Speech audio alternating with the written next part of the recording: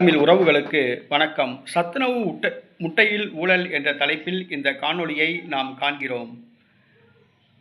தமிழகத்தில் 1 முதல் 10ஆம் வகுப்பு வரை படிக்கும் மாணவ மாணவிகளுக்கு அரசு பள்ளி மற்றும் அரசு உதவி பெறும் பள்ளிகளில் படிக்கும் மாணவ மாணவிகளுக்கு சத்துணவு வழங்கப்படுகிறது. இந்த சத்துணவில் வாரத்திற்கு 2 நாள் முட்டை வழங்கப்படுகிறது.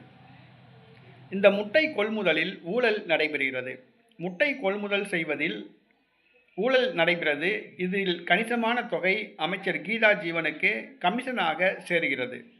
இந்த கமிஷனுக்கு ஆசைப்பட்டு தரம் குறைந்த முட்டைகள் கொள்முதல் செய்யப்படுகின்றன. அவை சத்துணவு கூடங்களுக்கு வருவதற்கு முன்பாகவே கெட்டு போய்விடுகின்றன. மேலும் சத்துணவு மையங்களில் உள்ள முட்டைகள் மாணவிகளுக்கு வழங்காமல் தனியார் ஓட்டலுக்கு விற்பனை செய்யப்படுகின்றன.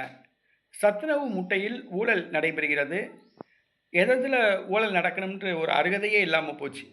பாவம், பள்ளிக்கூட மாணவ மாணவிகள் சாப்பாட்டோட முட்டையை சாப்பிடட்டும் அப்படின்னு கருணாநிதி கொடுத்தாப்புல, கருணாநிதி போட்ட அந்த முட்டையில் கூட இன்றைக்கி திமுக அரசாங்கம் ஊழல் செய்ய ஆரம்பித்துள்ளது. முட்டை கொள்முதலில் ஊழல், கோடிக்கணக்கான ரூபாய் கமிஷன் கைமாறுகிறது.